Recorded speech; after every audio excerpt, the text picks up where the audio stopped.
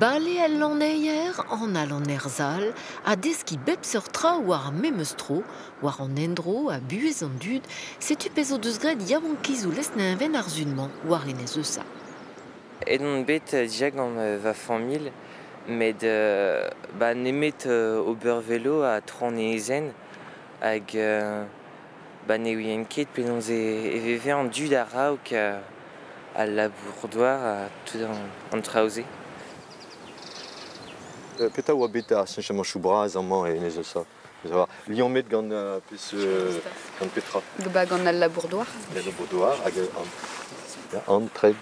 Entredan zo delet hag varlea changet ar mod da veva ave jusque. La roche pilonienne. Amant a liam ma voix d'auber gant an doare da zonjal da warezi en endro. Liam met gant a culture a zemenadur hag a zo pinvidik tre nez ça. Penon zo deus gelet tu de sa beva en ler ken goui, ken paour, dan vespred er evidar grenardet. D'askwer gant an tan, ne eus ket gouez amant neus e gret evez gant lan a gant tawar. Pesur kentel eo an raze. Ober gant an draou an eus, hag ket klask traoù diesor pe traoù pel.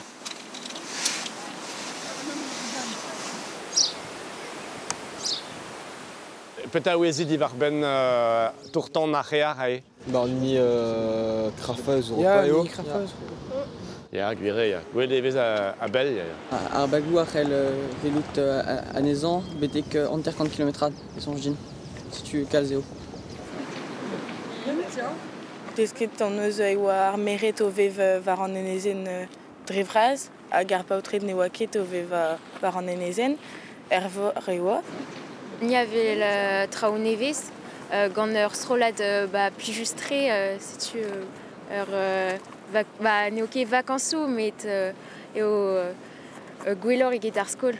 A gouzout a reon e odre ar brezhoneg o deus ar chans da zon betegamant.